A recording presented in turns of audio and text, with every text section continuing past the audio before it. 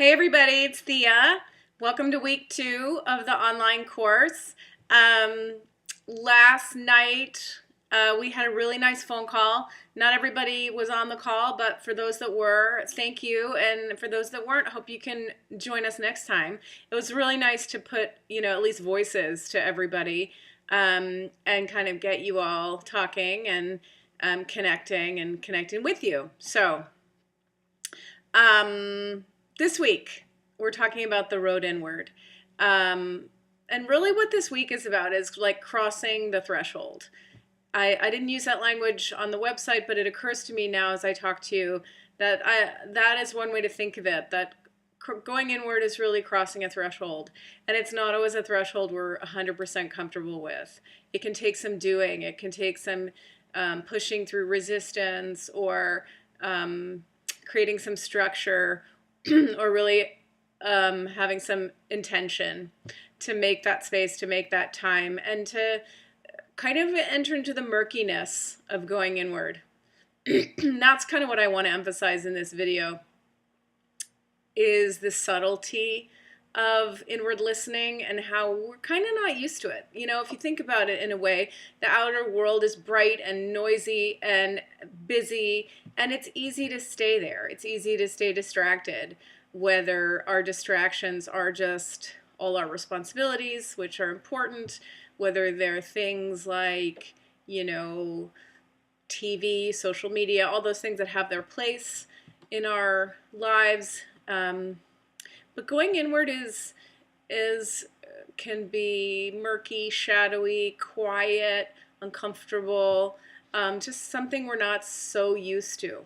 And so that's what our week is about, is sort of how do we cross that threshold? Why might we avoid it?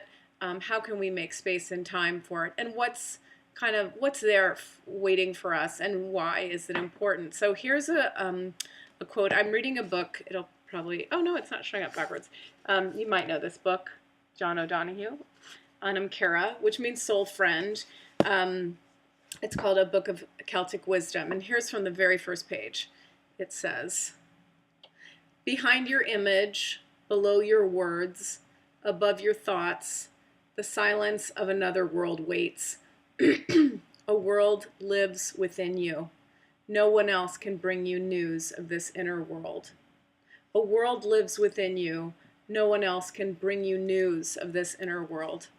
So that's kind of our theme for the week. So you'll find there's a meditation, a new one. There's a little bit of writing that you can do to kind of look at ways that work for you to go inward, ways you might avoid it. And then there's an optional activity. It's an art activity. And I do encourage you to set aside a little time for this if you're someone who likes to draw or just likes to kind of mess around with crayons or markers or pencils. It's really not about the product. It's not about the art itself. It's just about the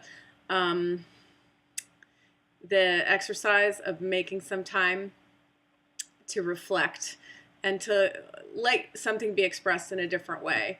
And that, just in closing, is something that came up when I had a tarot reading with one of our participants, Mary. We kept using this phrase, what wants to be expressed through you. And that's really what our course is about, and what intuition is about. It's like there's something that wants to be expressed through us, something that wants to be connected with through us. And an art activity can be another way to sort of be receptive. It's not about, forcing something. It's about allowing something to emerge and being in that spirit of discovery. So, yeah, that's it for this week. I hope you're all doing well. Feel free to email me, as always, with any questions. And I will include in the email information about our next call. Okay, everybody. Lots of love. Bye.